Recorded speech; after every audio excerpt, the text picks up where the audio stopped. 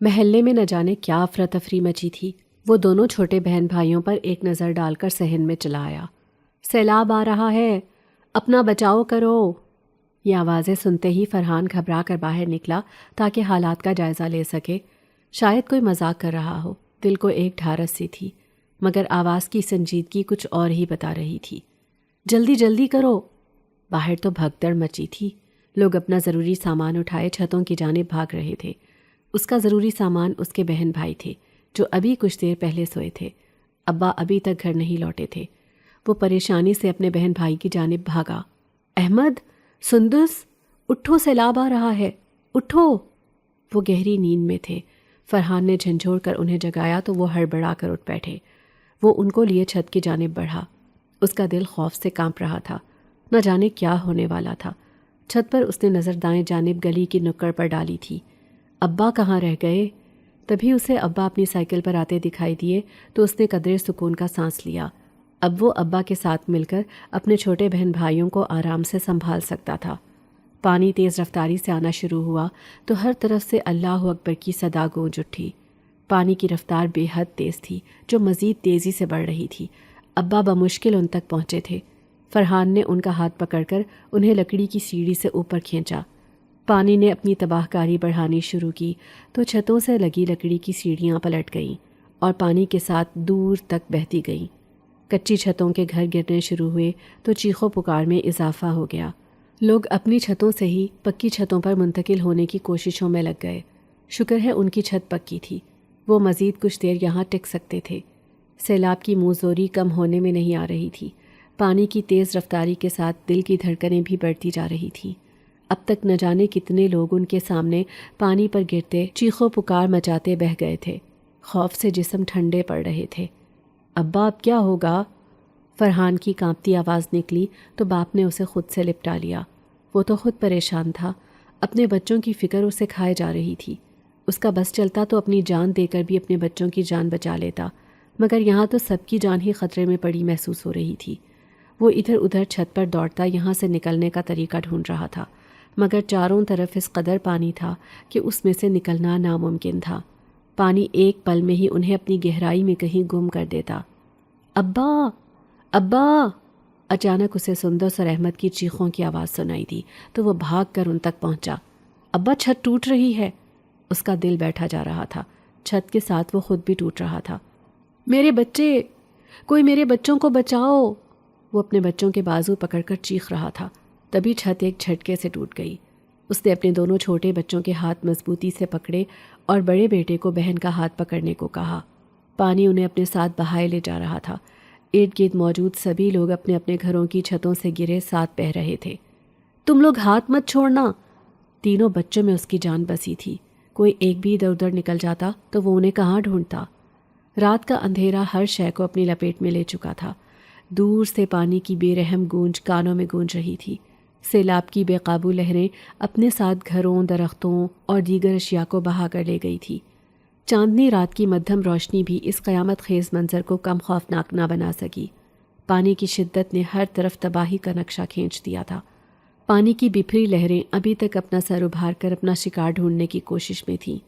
کچھ گھنٹوں میں ارد گرد مچنے والا چیخو پکار جیسے تھم سا گیا، مگر بے قابو پانی جو تباہی پھیر چکا تھا اس کا پلٹنا ناممکن تھا۔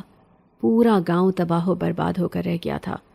رات کے گہرے سناٹے میں وہ تینوں ایک گھنے درخت کے نیچے ایک دوسرے سے لپٹے اور دب کے بیٹھے تھے۔ دور سے پانی کی گرج سنائی دے رہی تھی۔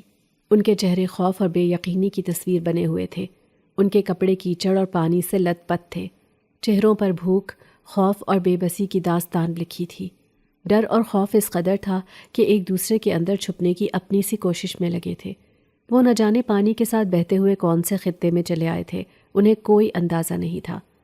مجھے بھوک لگی ہے، سندس کی دھیمی سی آواز سنائی دی تو فرحان نے چونک کر سر اٹھایا۔ وہ بہن بھائیوں میں سب سے بڑا تھا۔ ایسے حالات میں چھوٹوں کی حفاظت کرنا اور ان کو زندہ رکھنا اس کی ہی ذمہ داری تھی۔ میں دیکھتا ہوں، شاید کچھ کھانے کو مل جائے۔ وہ کافی دیر سے یوں ہی بیٹھے تھے اور کتنی دیر یوں گزار سکتے تھے؟ فرحان اپنی جگہ سے اٹھا تو سندس نے اس کی قمیص کا دامن پکڑ لیا۔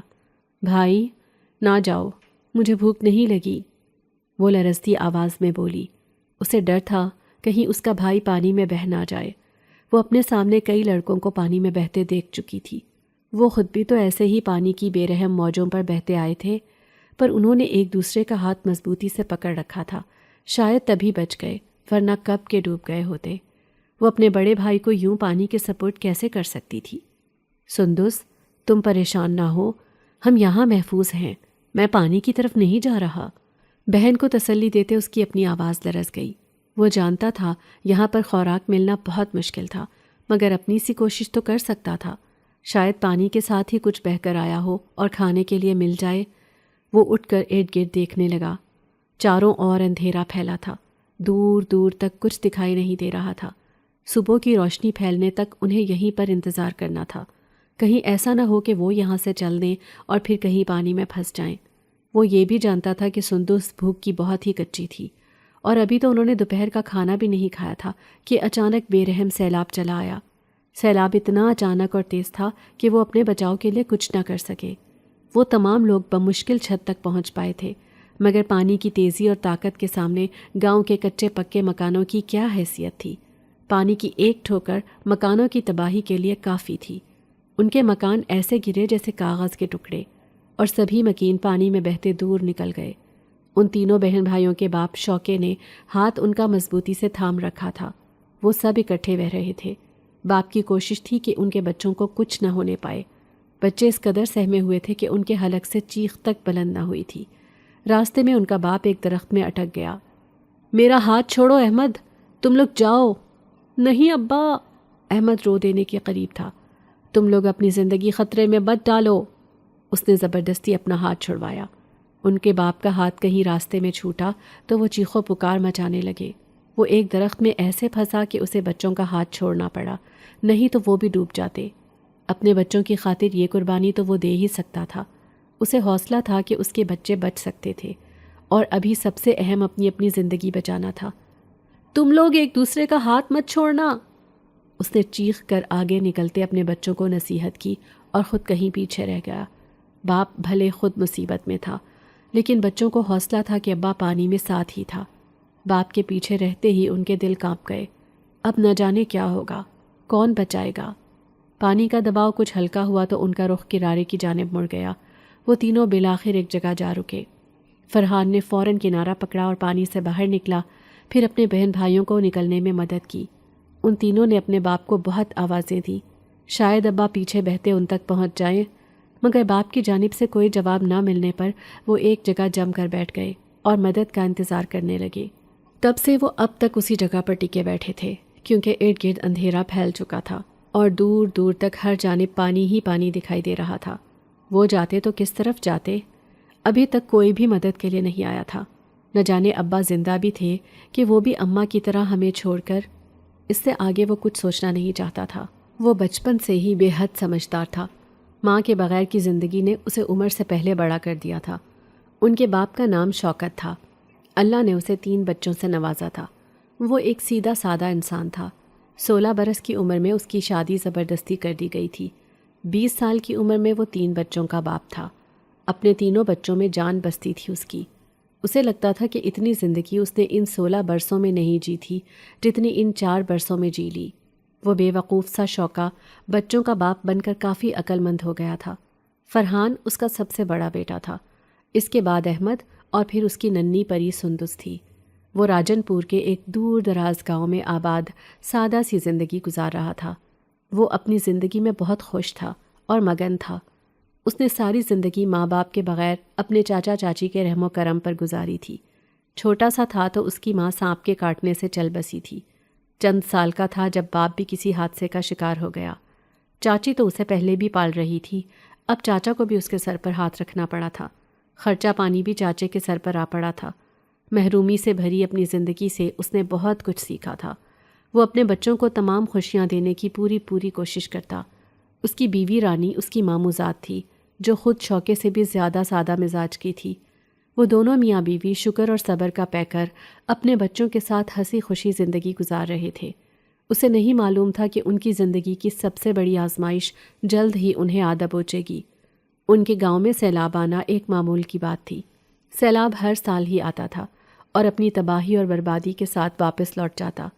وہ سیلاب کے آنے اور اس کی تباہی پھیلانے کے لیے تیار رہتے، مگر اس کی زندگی کا اس قدر خطرناک سیلاب آئے گا جو اپنے ساتھ اس کا سب کچھ بہا لے جائے گا، یہ اسے معلوم نہیں تھا۔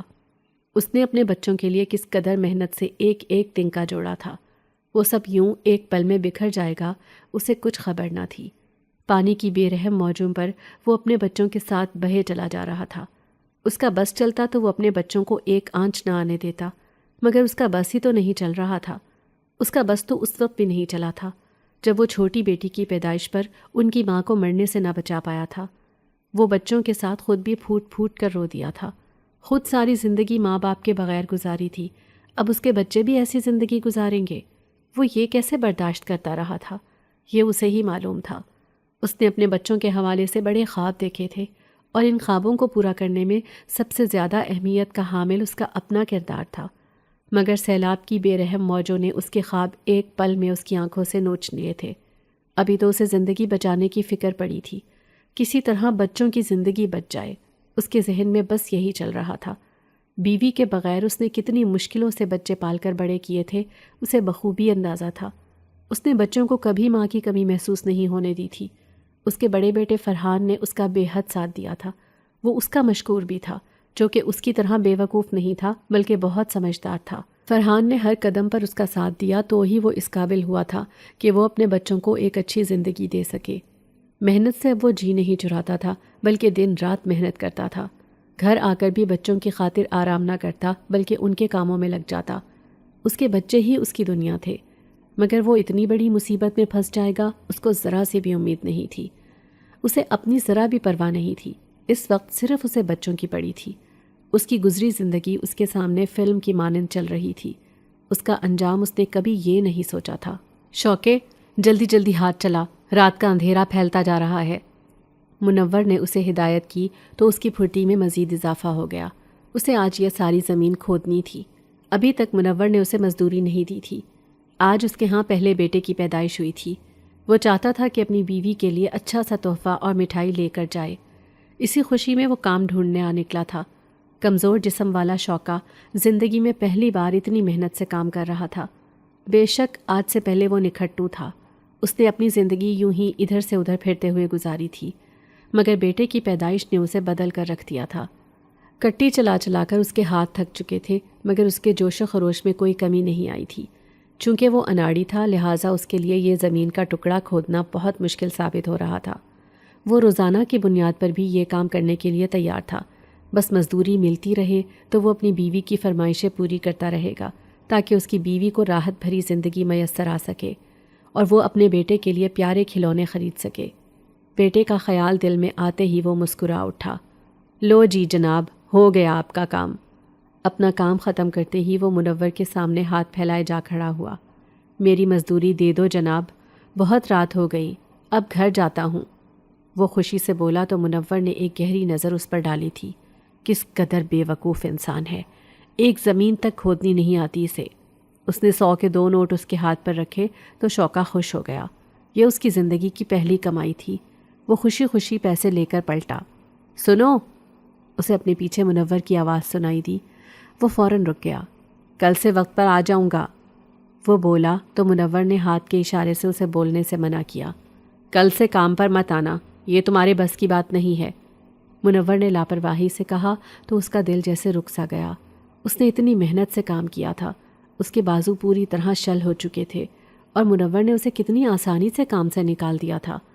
مایوسی نے اسے گھیر لیا تھا۔ نہ جانے وہ کب اس قابل ہو پائے گا کہ اپنے بیوی بچے کے لیے روزی روٹی کما سکے۔ دنیا اسے بے وقوف کہتی تھی، مگر وہ جانتا تھا کہ وہ کتنا عقل مند ہے۔ افسوس کہ اس کی عقل مندی کو کوئی سمجھ نہیں پایا تھا۔ زندگی میں پہلی بار اس نے کوئی کام کیا، لیکن وہاں سے بھی جواب مل گیا۔ اس کے چہرے پر 12 بجے تھے، اس کے ہاتھ میں صرف 200 روپے تھے۔ خالی 200 سے کیا ہوتا ہے؟ اس نے سوچا تھا کہ روزانہ کی بنیاد پر اتنی کمائی ہوگی اور وہ اپنی بیوی کے لیے کچھ کپڑے خرید لے گا، لیکن یہ بھی ممکن ہوتا دکھائی نہیں دے رہا تھا۔ اس کی بیوی ہر تکلیف کو خاموشی سے سہتی تھی۔ وہ سب کچھ جانتی تھی لیکن کبھی زبان پر شکایت نہ لاتی۔ لوگ اسے بے وقوف کہتے، مگر اس کی بیوی نے کبھی اس کی عزت میں کوئی کمی نہیں رکھی تھی۔ وہ اپنی بیوی کے لیے کچھ بھی کمانے کے قابل نہیں تھا، اس کی آنکھوں میں آنسو تھے۔ گھر سے تو وہ بڑے زوم کے ساتھ نکلا تھا کہ روپے کمانے جا رہا ہے۔ یہ 200 روپے بیوی کے ہاتھ میں رکھتا تو گھر میں سبھی اس کا مذاق اڑاتے۔ اسے یہ گوارا نہیں تھا۔ وہ راستے میں چلتے ہوئے اپنا اوزار لیے سنسان سڑک پر بیٹھ گیا۔ جانے کتنی دیر وہاں بیٹھا رہا۔ گھر جانے کی اس کی ہمت نہیں تھی۔ رات گہری ہو چکی تھی اور وہ اداسی سے زمین پر بیٹھا سوچوں میں گم تھا۔ کیا میرا بیٹا بھی میری طرح محرومیوں میں بڑا ہوگا؟ یہ سوال اس کے دل کو چیر رہا تھا۔ ماں باپ کی وفات کے بعد اس کے چچا اور چچی نے اسے پال تو لیا مگر تعلیم نہیں دلوائی اور نہ ہی زندگی سنوارنے کا کوئی ہنر دیا۔ ان کے لیے وہ ایک بوجھ سے زیادہ کچھ نہیں تھا۔ وہ تو اس کی شادی کرنے کو بھی تیار نہیں تھے۔ ابھی وہ 13 برس کا ہی ہوا تھا کہ اس پر بے وقوف اور نکھٹو کا لیبل لگ چکا تھا۔ یہ کسی کام کے قابل نہیں، یہ کچھ نہیں کر سکتا۔ چچا چچی کے یہ الفاظ جیسے اس کے دل و دماغ پر نقش ہو کر رہ گئے تھے۔ کچھ سالوں میں اس کے ماموں کی حالت بگڑی تو انہیں اپنا یتیم اور مسکین بھانجا یاد آیا۔ وہ ابھی 16 برس کا تھا جب ماموں نے اپنی بیٹی کا نکاح اس سے کیا اور خود چل بسے۔ چچا چچی کی تو جان پر بن گئی تھی۔ ایک کے ساتھ 2 ذمہ داریاں ان کے سر پر سوار ہو گئی تھی۔ اب اس یتیم مسکین کی بیوی کو بھی پالنا پڑ رہا تھا، اور اگر کل کو بچے ہو گئے تو وہ بھی ہم ہی پالیں گے۔ چچی کا دکھ بجا تھا۔ میاں کوئی کام دھندا ڈھونڈو، تمہارے چچا میں اب اتنی ہمت طاقت نہیں رہی۔ چچی بلا ناغہ اسے تاکید کرتی تو وہ گھبرا جاتا۔ چچی مجھ سے نہ ہو پائے گا، آپ ہی تو کہتی ہیں کہ میرے بس کا کچھ نہیں۔ وہ واقعی پریشان ہو جاتا۔ وہ بھلا کام کیسے کر سکتا تھا؟ اسے آتا ہی کیا تھا؟ یہ اس کی بیوی کا ہی کمال تھا جس نے اس کا حوصلہ اتنا بڑھایا کہ اس میں کام کرنے کی چاہ پیدا ہوئی۔ کیا میں بھی کما سکتا ہوں؟ اسے خود پر یقین آنے لگا۔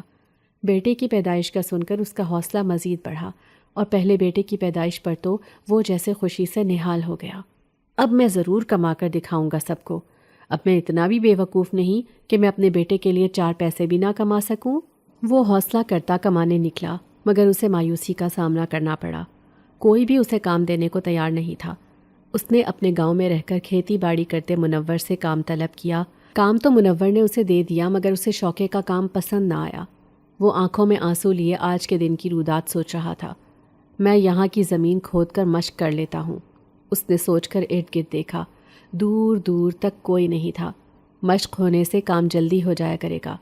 وہ دل میں سوچتا اوزار اٹھا کر زمین کھودنے کھڑا ہو گیا۔ جذبات میں آ کر اس نے اچھی خاصی زمین کھود ڈالی تھی۔ میں دیکھتا ہوں اب منور کیسے میرے کام کو برا کہے گا۔ اس کے ہاتھوں میں موجود اوزار تیزی سے چل رہا تھا۔ تبھی اسے زمین کے نیچے سفید لباس میں لپٹا وہ سفید چہرہ دکھائی دیا جس کی آنکھیں پرسکون انداز میں بند تھیں۔ یہ کون ہے؟ وہ غور کرتا زمین پر جھکا۔ تبھی اس عورت نے ایک دم اپنی آنکھیں کھولیں۔ سرخ انگارہ آنکھیں شوکے پر جمی تھی۔ وہ اپنی جگہ پر ساکت رہ گیا۔ خوف کے مارے اس کا برا حال تھا۔ وہ عورت لمحوں میں ہی زمین سے نکل کر باہر آ گئی اور شوکے پر اپنی نگاہ جما کر کھڑی ہو گئی۔ وہ پتھر کا مجسمہ بنا کھڑا تھا۔ اس کی نہ ہلنے کی سکت تھی اور نہ ہی یہاں سے دوڑ لگانے کی۔ اندھیری رات میں وہ بیچ سڑک پر بری طرح سے پھنس چکا تھا۔ اسے معلوم نہ تھا کہ یہ انہونی اس کے ساتھ پیش آنے والی تھی، ورنہ وہ گھر سے ہی نہ نکلتا۔ اس نے اپنی آنکھیں دونوں زور سے بھینچ لیں تاکہ سامنے کا منظر اسے دکھائی نہ دے، مگر آنکھیں بند کرنے سے بلا ٹل تو نہیں سکتی تھی۔ چھن چھن کی جھنکار اس کے قریب آتی جا رہی تھی۔ آنکھیں کھولنے کی اس میں ہمت نہ تھی، مگر وہ عورت بالکل اس کے پاس تھی۔ وہ اس کے جسم کی خوشبو محسوس کر سکتا تھا۔ آدھی رات کو سفید لباس پہنے سنسان سڑک پر موجود وہ عورت خود بھی بے انتہا سفید رنگ کی تھی۔ ایسا معلوم ہوتا تھا کہ اس کے چہرے میں خون کا ایک قطرہ تک موجود نہ ہو۔ وہ اس کی آنکھوں کے سامنے زمین کے اندر سے نمودار ہوئی تھی اور اب اس پر اپنی نظریں جمائے کھڑی تھی۔ شوکے نے ہمت کر کے آہستہ سے اپنی آنکھیں کھولیں تو اس کی روح کانپ گئی۔ وہ اسی پر اپنی گہری نظریں جمائے کھڑی تھی۔ اس کا دل خوفناک حد تک دھڑک رہا تھا۔ وہ کہیں سے بھی انسان معلوم نہیں ہوتی تھی۔ کون ہو تم؟ شوکے نے بڑی ہی ہمت کر کے پوچھا۔ تم نے مجھے زمین کی قید سے آزاد کیا ہے، تم میرے محسن ہو۔ وہ بولی تو شوکے کی ریڑھ کی ہڈی میں سنسناہٹ دوڑ گئی۔ اس کی آواز بھی اسی کی طرح خوفناک اور ڈراؤنی تھی۔ اس کے ذرا حواس بحال ہوئے تو اس نے ڈر کے مارے دوڑ لگا دی اور اپنے گھر کے دروازے پر پہنچ کر بے ہوش ہو گیا۔ شوکے کو نہیں معلوم تھا کہ وہ عورت اس کی زندگی کا درد سر بن کر رہ جائے گی۔ وہ بڑی مشکل سے اس دن اپنی جان بچا کر بھاگا تھا۔ وہ بے وقوف تو شروع سے تھا، مگر آج اسے احساس ہوا تھا کہ وہ بے حد بزدل بھی تھا۔ وہ اس چڑیل کی موجودگی اپنے ارد گرد برداشت نہ کر پاتا، مگر وہ اس کا پیچھا نہ چھوڑتی۔ اپنی ڈراؤنی آواز میں اسے مدد کی پیشکش کرتی۔ تم میرے محسن ہو، میں تمہارے کسی کام آنا چاہتی ہوں، وہ اپنی بھاری آواز میں کہتی تو شوکت اس کے سامنے ہاتھ جوڑ دیتا۔ مجھے نہیں چاہیے تمہاری مدد، میرا پیچھا چھوڑ دو۔ وہ فوراً غائب ہو جاتی، مگر پھر کچھ دن بعد اسے وہی جھنکار سنائی دیتی تو اس کے جسم میں موجود خون جم کر رہ جاتا۔ تم مجھے نوکری دلوا سکتی ہو، ایک دن اس نے ہمت کر کے کہہ ہی دیا، کیونکہ اب تو اسے ارد گرد سے بے وقوف کے ساتھ ساتھ پاگل پن کے تانے بھی ملنے لگے تھے۔ کملا گیا ہے، اپنے آپ سے باتیں کرتا اور معافیاں مانگتا پھرتا ہے۔ وہ نہیں چاہتا تھا کہ کل کو اس کا بیٹا اس کے بارے میں یہ سب سنے۔ نوکری؟ وہ چڑیل بھی ایک لمحے کو سوچ میں پڑ گئی۔ میں آپ کے قدموں میں دولت کے ڈھیر لگا دیتی ہوں۔ نہیں نہیں، دولت کے ڈھیر نہیں چاہیے، بس اس منور کے پاس زمین کھودنے کی نوکری لگوا دو، اب تو مجھے زمین کھودنی بھی آ گئی ہے۔ اس چڑیل نے حیرت سے اپنے محسن کو دیکھا تھا جس نے اس کی جان بچائی۔ جو کام اس کا اپنا قبیلہ نہ کر سکا وہ اس آدمی نے کر دکھایا تھا، اور اب وہ بدلے میں زمین کھودنے کی نوکری مانگ رہا تھا۔ آپ فکر نہ کریں، آپ کا کام ہو جائے گا۔ وہ غائب ہوئی تو شوکے نے سکھ کا سانس لیا۔ اس کے دونوں کام ہو گئے تھے، نوکری بھی مل گئی تھی۔ منور نے اسے خود ہی زمین کھودنے کے لیے بلا لیا اور معاوضہ بھی پہلے سے زیادہ مقرر کیا، جبکہ کام بھی روزمرہ کی بنیاد پر تھا۔ اور وہ چڑیل بھی پلٹ کر نہ آئی کیونکہ اس نے اس احسان کا بدلہ چکا دیا تھا۔ شوکے کے تو وارے نیارے ہو گئے، وہ اپنی زندگی میں مگن ہو گیا۔ اللہ نے اس کی روزی رزق میں برکت عطا کر دی تھی۔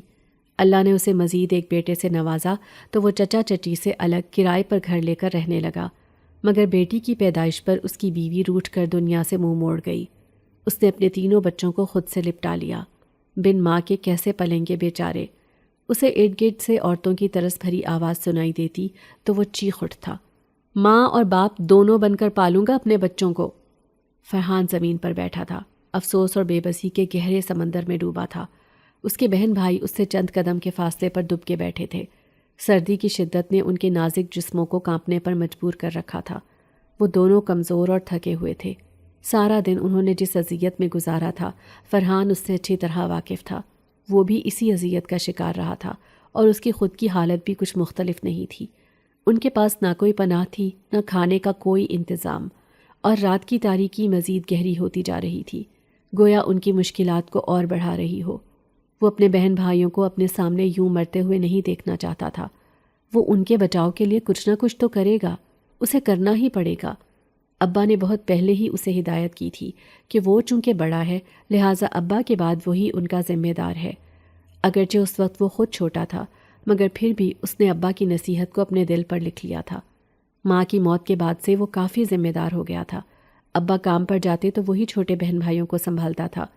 وہ بھی ابا کی غیر موجودگی میں ہر ضرورت کے لیے اسی کی جانب رخ کرتے۔ ماں کی موت کے بعد اللہ نے اس کے سر ذمہ داری ڈالی تھی، اور اب وہ ذمہ داری کافی حد تک بڑھ گئی تھی، کیونکہ اب باپ کا ساتھ بھی نہ رہا تھا۔ کاش ابا خیر و عافیت سے واپس آ جائیں، وہ دل میں کئی مرتبہ دعا مانگ چکا تھا۔ فرحان نے ایک بے بس سی نظر آسمان پر ڈالی۔ کاش کوئی معجزہ ہی ہو جائے، کوئی ہیلی کاپٹر میں گرم گرم کھانا پھینکتے۔ امدادی کارروائیوں کا منتظر وہ ہیلی کاپٹر کی تلاش میں تھا، مگر اتنی جلدی امدادی ٹیم کیسے پہنچ سکتی تھی؟ ابھی تو وہ لوگ ضروری انتظامات میں مصروف ہوں گے، تب تک اس کے بہن بھائیوں کے سانسوں کی ڈور بند ہی نہ ہو جائے۔ اس نے فکر مند سی نظر اپنے بہن بھائی پر ڈالی تھی۔ اس کا دل بے حد بے چین تھا۔ اب تو ستارے بھی دھندلے دکھائی دے رہے تھے، اور سرد ہوا کے جھونکے اس کے جسم کے آر پار ہو رہے تھے۔ اچانک اس کی نظر پانی کی طرف گئی۔ وہاں دور پانی میں کچھ بہتا ہوا نظر آیا۔ فرحان نے حیرت سے آنکھیں سکیڑ کر اس کی طرف دیکھا۔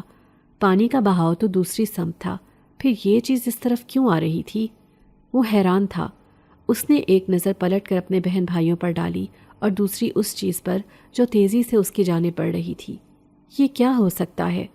کچھ لمحے وہ بس دیکھتا رہا، کہیں یہ سانپ تو نہیں؟ یہ خیال اس کے دل میں آیا تو اس کا دل زور سے دھڑکنے لگا۔ وہ جانتا تھا کہ اس سنسان اور ویران جگہ پر کچھ بھی ممکن تھا۔ وہ سانپ یا کوئی اور خطرناک جانور بھی ہو سکتا تھا جو اپنی جان بچا رہا تھا، یا ان کی خوشبو سونگھ کر اپنا پیٹ بھرنے کو ان کی جانب چلا رہا تھا۔ فرحان چوکنا ہو بیٹھا۔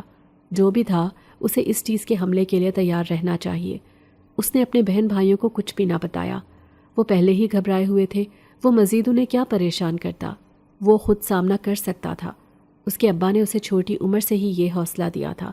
دنیا اس کے باپ کو بے وقوف کہا کرتی تھی، مگر وہ جتنا عقل مند تھا یہ فرحان جانتا تھا۔ کچھ ہی دیر میں وہ بہتی ہوئی چیز فرحان کے قریب آ کر رک گئی۔ وہ کوئی جانور یا سانپ نہیں تھا۔ وہ پانی کے قریب جا کر جھک گیا اور بغور دیکھنے لگا۔ یہ ایک کالا تھیلا تھا جس کا منہ مضبوطی سے بند تھا۔ اس کی موجودگی ہی عجیب تھی، جیسے کسی نے خاص طور پر اسے یہاں بھیجا ہو۔ کہیں کسی نے مدد کی غرض سے یہ ان لوگوں کے لیے ہی نہ بھیجا ہو؟ فرحان کے ذہن میں سوالات اٹھنے لگے۔ شاید اس میں کوئی کھانے کا سامان ہو۔ امدادی ٹیم کو معلوم ہوگا کہ یہاں کچھ لوگ پھنسے ہو سکتے ہیں۔ تھوڑی دیر تک کشمکش میں رہنے کے بعد فرحان نے ہمت کی اور جھک کر تھیلا پانی سے باہر نکال لیا۔ تھیلا وزنی تھا اور اس میں سے ایک ہلکی سی خوشبو آ رہی تھی۔ اس کا دل بے چینی سے دھڑک رہا تھا۔ اس نے جلدی سے تھیلے کا منہ کھولا اور جو کچھ اس نے دیکھا اس پر وہ حیرت زدہ رہ گیا۔ تھیلے کے اندر کھانا موجود تھا اور وہ بھی گرم اور تازہ۔ یہ کیسے ممکن ہے؟ اس بیابان اور تاریک جنگل میں جہاں انسان کا گزر بھی مشکل تھا، وہاں گرم کھانے کا ملنا ایک معجزے سے کم نہیں تھا۔ اسے لگا اس کی دعا قبول ہو گئی۔ شاید کوئی مدد کی غرض سے دور کہیں موجود ہے، جس کی موجودگی اندھیرے کے باعث اس کو دکھائی نہیں دے رہی، مگر شاید وہ لوگ ان بہن بھائیوں کو دیکھ سکتے ہوں۔ اس نے آسمان پر نظر اٹھا کر اپنے رب کا شکریہ ادا کیا، جس نے اس ویرانے میں بھی ان تک کھانا پہنچا دیا تھا۔ فرحان نے تھیلے کو مضبوطی سے پکڑا اور تیزی سے اپنے بہن بھائیوں کی طرف لپکا۔ سندس اور احمد نے اسے آتے دیکھا تو ان کی آنکھوں میں حیرانی اور امید جاگ اٹھی۔ یہ کیا ہے؟ سندس نے پوچھا۔ کھانا ہے، فرحان نے پھولتے سانس سے کہا تھا۔ کھانا؟ یہاں؟ احمد کی آنکھیں حیرت سے پھیل گئیں۔ ہاں، لیکن یہ وقت سوچنے کا نہیں ہے، جلدی کرو، کھا لو، کھانا گرما گرم ہے۔ فرحان نے تھیلا کھولا تو وہ تینوں کھانے پر ٹوٹ پڑے۔ تینوں نے جلدی سے کھانا کھایا۔ وہ سب اتنے بھوکے تھے کہ کھانے کی گرمائش اور ذائقے پر بھی غور نہ کر سکے۔ ان کے پیٹ بھر گئے تو انہیں کچھ تو سکون ملا، مگر ابھی سب سے بڑی آزمائش باقی تھی۔ سردی کا کیا کریں؟ کھانا کھا کر مزید سردی لگ رہی تھی۔ شاید رات بڑھنے سے موسم کی خنکی بھی بڑھتی جا رہی تھی۔ سردی بدستور اپنے پنجے گاڑے ہوئے تھی اور وہ تینوں ایک دوسرے کے ساتھ لگ کر بیٹھ گئے تاکہ گرمی محسوس کر سکیں۔ فرحان نے تھیلے کو ایک طرف رکھ دیا تھا۔ رات کی تاریکی اور گہری ہو چکی تھی۔ اچانک فضا میں ایک عجیب سی آواز گونجی۔ وہ آواز کسی پائل کی جھنکار کی تھی جو قریب سے قریب تر ہوتی جا رہی تھی۔ سندس نے خوف سے فرحان کا ہاتھ مضبوطی سے پکڑ لیا، جبکہ احمد کی نظریں اندھیرے میں کچھ تلاش کرنے لگیں۔ یہ آواز کیسی ہے؟ سندس نے کانپتے ہوئے پوچھا۔ مجھے نہیں معلوم۔ فرحان کا دل بھی دھک دھک کر رہا تھا۔ وہ جانتے تھے، قصے کہانیوں میں کئی بار پڑھ چکے تھے۔ اس کے بابا انہیں جس چڑیل کا قصہ سناتے اس میں پائل کی جھنکار کا ذکر لازمی کرتے۔ بابا، یہ چڑیل ہمیشہ پائل جھنکاتی کیوں آتی ہے؟ وہ بہن بھائی اکثر پوچھتے، مگر وہ یہ سوال ٹال جایا کرتے تھے، اور اب وہی پائل کی جھنکار ان کے دل کی دھڑکنوں میں اضافہ کرنے کو کافی تھی۔ چند لمحوں بعد اندھیرے میں ایک سفید لباس میں لپٹی ہوئی عورت ان کے سامنے موجود تھی۔ اس کا چہرہ لٹھے کی مانند سفید تھا۔ سندس نے زور سے چیخ ماری اور احمد نے اپنے چہرے کو اپنے ہاتھوں سے چھپا لیا۔ فرحان کا دل خوف سے دھڑک رہا تھا، لیکن وہ جانتا تھا کہ اسے حوصلہ کرنا ہوگا، نہ جانے اور کتنی مصیبتیں جھیلنی ہوں گی۔ وہ ساکت نظریں اس پر جمائے ہمت کر کے اٹھ کھڑا ہوا اور اپنے بازو اپنے بہن بھائیوں کے سامنے پھیلا کر عورت کے مقابل کھڑا ہو گیا۔ وہ خوف اور بے یقینی سے سامنے کھڑی اس عورت کو دیکھ رہا تھا، جبکہ باقی دو بچے اپنا چہرہ چھپائے آنکھیں بند کیے بیٹھے تھے۔ تم اپنے باپ کی طرح بہادر ہو، وہ فرحان کے انداز پر مسکرائی تھی۔ اس کی مسکراہٹ ڈراؤنی اور پراسرار تھی۔ ڈرو مت، میں تمہیں کوئی نقصان نہیں پہنچاؤں گی۔ اس کی آواز سرد اور غیر معمولی تھی، جو ارد گرد سناٹے میں گونج رہی تھی، لیکن اس کے الفاظ اس کی صاف نیت کو ظاہر کر رہے تھے۔ فرحان کو ہی سب سے پہلے حوصلہ کرنا پڑا۔ آپ کون ہیں؟ فرحان نے ڈرتے ہوئے لب و لہجے میں پوچھا۔ میرا تعلق جنات سے ہے، ہمارا پورا قبیلہ یہیں آس پاس میں ہی آباد ہے۔ بہت سال پہلے مجھے ایک بزرگ نے اپنی قید میں کر لیا اور میرے وجود کو سنسان جگہ پر مٹی میں دبا دیا، حالانکہ ہم نے کبھی انسانوں کو نقصان نہیں پہنچایا۔ میں اپنے گھر والوں، بہن بھائیوں اور بچوں سے دور برس ہا برس وہاں قید رہی۔ میرے قبیلے والوں میں سے کسی کو علم نہ ہو سکا، ورنہ وہ میری مدد ضرور کرتے۔ ایک دن تمہارے والد نے اس زمین کی کھدائی کر کے مجھے وہاں سے نکال لیا۔ اس نے کھدائی تو کسی اور مقصد کے تحت کی تھی، مگر میرا مقصد پورا ہو گیا تھا۔ میں فوراً زمین سے باہر نکل آئی۔ تب سے میں تمہارے والد کو اپنا محسن مانتی ہوں، اور اس کی غیر موجودگی میں تم لوگوں کا خیال رکھنا اپنا فرض سمجھتی ہوں۔ وہ نہ جانے کون سی کہانی سنا رہی تھی ان کو، کیا پتہ وہ انہیں اپنے جال میں پھنسانے کی کوشش کر رہی ہو۔ ان کے ننھے ذہن اتنا ہی سوچ سکتے تھے۔ انہوں نے سن رکھا تھا کہ چڑیلیں بہت چالاک اور مکار ہوتی ہیں، اور یہاں ان کا واسطہ ایک مکار چڑیل سے پڑ جائے گا انہیں اندازہ نہیں تھا۔ تم لوگ میرے ساتھ میرے گھر چلو، میں تمہارے والد شوکت کا پتہ لگانے کی پوری کوشش کروں گی۔ جیسے ہی مجھے کچھ پتہ چلے گا میں تم کو ان کے پاس پہنچا دوں گی۔ فرحان نے اپنے بہن بھائیوں کی طرف دیکھا۔ ان کے چہرے خوف اور بے یقینی سے بھرے ہوئے تھے۔ سندس فرحان کے کان میں گھس کر بولی تھی، ہم اس کے ساتھ نہیں جا سکتے، یہ ہمیں دھوکہ دے سکتی ہے۔ احمد نے بھی سر نفی میں ہلا دیا، مگر فرحان کی سمجھ میں نہیں آ رہا تھا کہ وہ کیا کرے۔ وہ جنات کی کہانیوں اور ان کی چالاکیوں کے بارے میں سن چکا تھا، لیکن اس وقت ان کے پاس کوئی اور راستہ نہیں تھا۔ ایسا کیسے ممکن ہے کہ ابا نے آپ کی مدد کی ہو؟ وہ تو بہت ڈرتے ہیں جنات سے۔ فرحان نے دل میں مچلتا سوال اس کے سامنے پیش کیا۔ اور ہمیں کیسے یقین ہو کہ آپ ہمارے والد کو ڈھونڈنے میں مدد کریں گی؟ اس نے ہمت کر کے اگلا سوال بھی پوچھ لیا۔ میری بات پر یقین کرنا تمہارے اوپر ہے، لیکن یاد رکھو اس ویرانے میں زندہ رہنے کے لیے تمہیں کسی نہ کسی کی مدد کی ضرورت ہے۔ اگر میں چاہتی تو تمہیں نقصان پہنچا سکتی تھی، لیکن میں ایسا نہیں کروں گی۔ تمہارے والد نے نہ چاہتے ہوئے بھی میری مدد کر دی تھی۔ میں وہ سب بھی تمہیں تفصیل سے بتا دوں گی، مگر ابھی میرے ساتھ چلو ورنہ سردی سے بیمار ہو جاؤ گے۔ وہ ایسے فکر مندی سے بولی جیسے ان کی ماں ہو۔ ٹھیک ہے، ہم آپ کے ساتھ چلتے ہیں، لیکن اگر ہمیں کوئی خطرہ محسوس ہوا تو ہم فوراً چلے جائیں گے۔ فرحان سوچ سمجھ کر بولا تھا، مگر سندس اور احمد نے ناگواری سے فرحان کی طرف دیکھا، لیکن وہ جانتے تھے کہ اس کے فیصلے پر بھروسہ کرنا ہی ان کی واحد امید ہے۔ جن عورت نے ایک طرف اشارہ کیا تو اگلے لمحے میں ان کے سامنے کچھ روشنی میں ایک کچی پگڈنڈی دکھائی دی۔ وہ عورت اس راستے پر چل دی۔ میرے پیچھے آؤ۔ بچے خوف زدہ مگر مجبوراً اس کے پیچھے چلنے لگے۔ راستہ کسی پرانے جنگل کی طرح محسوس ہو رہا تھا۔ ٹھنڈی ہوا اور رات کی تاریکی نے ماحول کو مزید پراسرار بنا دیا تھا۔ کچھ دور کا فاصلہ طے کرنے کے بعد آخر اس کا گھر آ گیا تھا۔ وہ ایک بڑی حویلی تھی جو سنسان اور بیابان دکھائی دیتی۔ وہ بچوں کو اندر داخل ہونے کا اشارہ کر کے خود اندر داخل ہوئی تو بچے بھی اس کے پیچھے پیچھے داخل ہو گئے۔ حویلی بے حد بڑی تھی۔ ارد گرد بہت سے جنات موجود تھے، مگر وہ سبھی اپنے اپنے کاموں میں مصروف تھے۔ وہ آگے بڑھتی رہی اور بچے اس کے پیچھے چلتے رہے۔ وہ انہیں لیے ایک کمرے میں داخل ہو گئی۔ کمرے کے اندر ہر چیز انسانی دنیا کی طرح ترتیب سے رکھی ہوئی تھی۔ ایک طرف گرم چائے اور کھانے کا انتظام تھا اور دوسری طرف آرام دہ بستر۔ یہاں رات گزار لو، صبح ہوتے ہی ہم تمہارے والد کو تلاش کرنے نکلیں گے۔ بچے ابھی بھی محتاط تھے، لیکن تھکن اور سردی نے انہیں زیادہ سوچنے کا موقع نہ دیا۔ ان کے کپڑے تو اب تک خشک ہو چکے تھے۔ وہ تینوں ایک کونے میں بیٹھ گئے۔ کمرہ اچھا خاصا گرم تھا۔ انہیں بے حد سکون محسوس ہو رہا تھا۔ سندس اور احمد آپس میں باتیں کرنے میں مگن ہو گئے۔ وہ ابھی بھی اس عورت سے خوف زدہ تھے، مگر فرحان خاموش تھا۔ وہ جن عورت کی نیت کو سمجھنے کی کوشش کر رہا تھا۔ اگر اس نے انہیں نقصان پہنچانا ہوتا تو وہیں پہنچا دیتی۔ اتنی دور لا کر یوں آرام دہ کمرے میں نہ ٹھہراتی۔ گرما گرم بستر میں گھس کر انہیں اتنا سکون ملا کہ بیان سے باہر تھا۔ احمد اور سندس جو زیادہ خوفزدہ تھے، نیند کے آگے بے بس ہو کر فوراً ہی سو گئے۔ فرحان کچھ دیر جاگ کر سوچ و بچار میں مصروف رہا، مگر کب نیند کا ایک جھونکا اسے اپنی گہری آغوش میں لے گیا اسے معلوم ہی نہ ہوا۔ ان کی صبح آنکھ کھلی تو اپنے آپ کو قدرے پرسکون پایا۔ گہری نیند آنے سے ان کی تھکن میں کافی کمی آئی تھی۔ فرحان کی آنکھ کافی پہلے کھل گئی تھی، مگر وہ چپ چاپ بستر میں پڑا رہا۔ اس کے بہن بھائی جاگے تو وہ تینوں کمرے سے باہر نکل آئے۔ آ جاؤ، گرما گرم ناشتہ تیار ہے۔ وہ سفید چہرے والی عورت مسکرا کر بولتی تو اس کے چہرے کی ساری رگیں تک دکھائی دے جاتی۔ ہمارے باپ کا کچھ معلوم ہوا؟ فرحان نے سب سے پہلا سوال اپنے والد کے بارے میں کیا تھا۔ وہ یہ سوال سن کر چپ سی ہو گئی۔ وہ بچوں کو کیا بتاتی کہ وہ ہمیشہ کے لیے لاوارث ہو گئے تھے۔ ان بچوں کے باپ نے اس کی تو جان بچا لی تھی، مگر وہ خود اپنے محسن کی جان بچانے میں ناکام رہی تھی۔ وہ اس کے پہنچنے سے پہلے ہی اپنی سانسیں کھو چکا تھا، اور ان کی ماں، وہ تو اس کے باپ سے بھی پہلے مر چکی تھی۔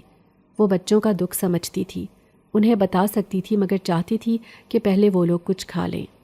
تم لوگ ناشتہ کر لو، پھر میں تمہیں تمہارے باپ کے بارے میں بتاؤں گی۔ وہ ناشتے سے فارغ ہوئے تو وہ انہیں حویلی دکھانے لے گئی۔ ہم سب مل کر برسہ برس سے اس حویلی میں رہتے ہیں۔ وہاں پر ہر عمر کے جنات موجود تھے۔ وہ سبھی ان بچوں کو پرشوق نظروں سے دیکھ رہے تھے۔ حویلی بے حد بڑی تھی۔ آپ ہمیں ہمارے والد کے متعلق تو بتائیں۔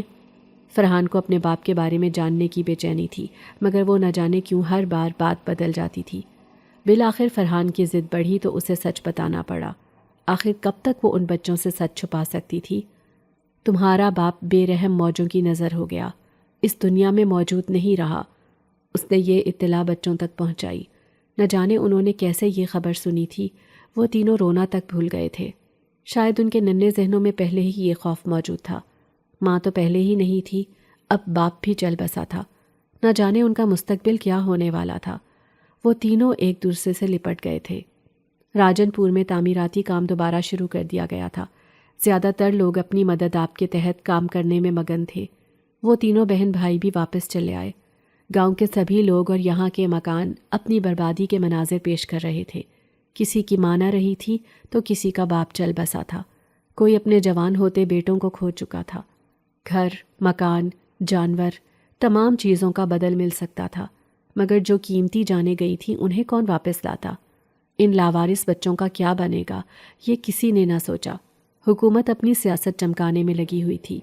ہر گھر کے لیے چند لاکھ روپے کی مدد کا اعلان کر دیا گیا تھا، جو نہ جانے کتنے مراحل کے بعد ملتی، اور جن کے پاس شناختی کارڈ نہ ہوتا ان کو تو ملنا ہی ناممکن تھا۔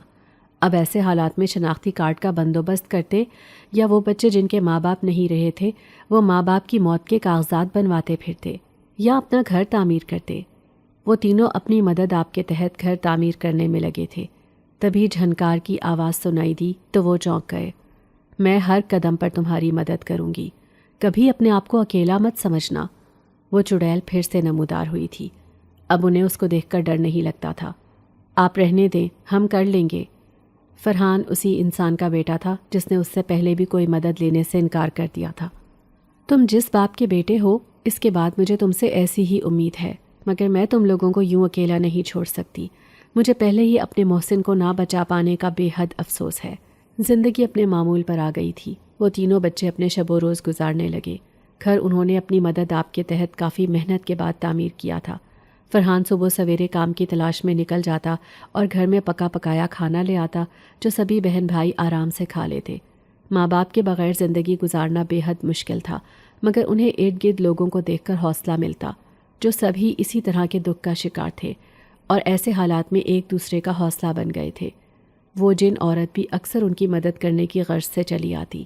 باپ موجود نہ رہا تھا، مگر ان کی خیر خواہ وہ جنزادی اب بھی ان کے ہمراہ تھی۔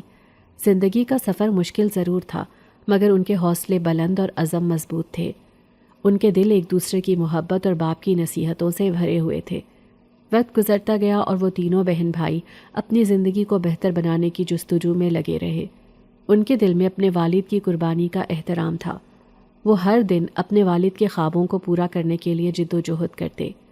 گاؤں کے لوگ بھی ان کی ہمت اور محنت کو دیکھ کر ان کے حامی بن گئے۔ فرحان کو کبھی کسی کے کھیتوں میں کام مل جاتا تو کبھی کسی کے جانوروں کی دیکھ بھال کرنے کا موقع۔ جن عورت بھی وقتاً فوقتاً ان کے لیے کھانے پینے کی چیزیں یا کچھ قیمتی نصیحتیں لے کر آتی، وہ انہیں حوصلہ دیتی۔ تمہارے والد کی قربانی رائے گاہ نہیں گئی۔ تم لوگ ایک مثال بن رہے ہو کہ مشکلات کتنی بھی بڑی ہوں، ہمت اور حوصلے سے سب ممکن ہے۔ زندگی نے انہیں دکھ اور مشکلات کے باوجود سکون اور خود انحصاری کا راستہ دکھا دیا تھا۔ وہ جانتے تھے کہ یہ راستہ آسان نہیں ہوگا، مگر ان کے دل میں یہ یقین تھا کہ ان کی محنت ایک دن ان کے والد کے خوابوں کو حقیقت میں ضرور بدلے گی۔ بھائی، آ کر کھانا کھا لیں۔ اسے سندس کی آواز سنائی دی تو فوراً اٹھ کھڑا ہوا۔ وہ کب سے اس نئے کام میں پھنسا تھا، مگر یہ ہو کر نہیں دے رہا تھا۔ وہ اپنی بھوک بھی فراموش کیے ہوئے تھا۔ آپ کا پروجیکٹ مکمل ہو گیا؟ سندس نے پوچھا تو وہ مسکرا دیا۔ بہن کے سر پر ہاتھ رکھ کر کھانے کی ٹرے کے سامنے جا بیٹھا۔ ہو جائے گا، جلد ہو جائے گا۔ یہ احمد کہاں رہ گیا؟ اس نے ادھر ادھر دیکھ کر چھوٹے بھائی کا پوچھا۔ آ رہا ہوں بھائی۔ وہ منہ ہاتھ دھوئے موجود ہوا۔ نہ جانے کتنے ہی سال گزر گئے تھے۔ سندس کے معصوم چہرے پر ایک نظر ڈال کر اس نے سوچا تھا، مگر اس کو اس بات کی خوشی تھی کہ اس نے یہ سال ضائع نہیں کیے تھے۔ اس نے خود بھی تعلیم حاصل کی تھی اور اپنے بہن بھائیوں کو بھی تعلیم دلوائی تھی۔ احمد انجینئر بن کر لوٹا تھا اور سندس نے میڈیکل کی تعلیم وظیفے کی بنیاد پر حاصل کی تھی۔ وہ خود پرائیویٹ ہی پڑھ پایا تھا، مگر پھر بھی اس نے احمد سے بہت کچھ سیکھا تھا۔ وہ نہیں چاہتا تھا کہ وہ تینوں پڑھ لکھ کر کسی اور علاقے میں جا بسیں، بلکہ وہ اپنے گاؤں کے لوگوں کو فائدہ پہنچانا چاہتے تھے۔ وہ یہاں مل کر کچھ ایسی چیزیں بنا رہے تھے جس سے سیلاب کی تباہ کاریوں سے بچ سکیں اور قبل از وقت اطلاع پا کر محفوظ مقام پر منتقل ہو سکیں۔ وہ گاؤں کے باقی بچوں کو علم کی ترغیب دیتے تھے۔ فرحان نے بہت سی کوششیں کر کے اور گاؤں والوں کے ساتھ مل کر گاؤں میں تبدیلی لانے کی کوشش کی تھی۔ اب سڑکیں اور گھر پکے تھے۔ وہ تینوں بہن بھائی مل کر بچوں کو مفت تعلیم فراہم کرتے رہے تھے اور ساتھ ساتھ اپنی تعلیم بھی جاری رکھی تھی۔ گاؤں کے بہت سے بچے ان تینوں بہن بھائیوں کی وجہ سے پڑھ لکھ پائے تھے۔ انہوں نے گاؤں میں تعلیم کا ایک نیا رجحان قائم کیا تھا۔ ان کی محنت اور لگن دیکھ کر گاؤں کے لوگ حیران رہ جاتے ہیں۔ گاؤں کے لوگ ان کے جذبے کی قدر اور عزت کرتے ہیں۔ اس بے وقوف شوقے کے بچے بہت عقل مند اور ذہین ہیں، وہ اکثر کہا کرتے تھے۔ وہ اپنے گاؤں کے لوگوں اور یہاں کے بچوں کے لیے ایک بہترین مثال تھے۔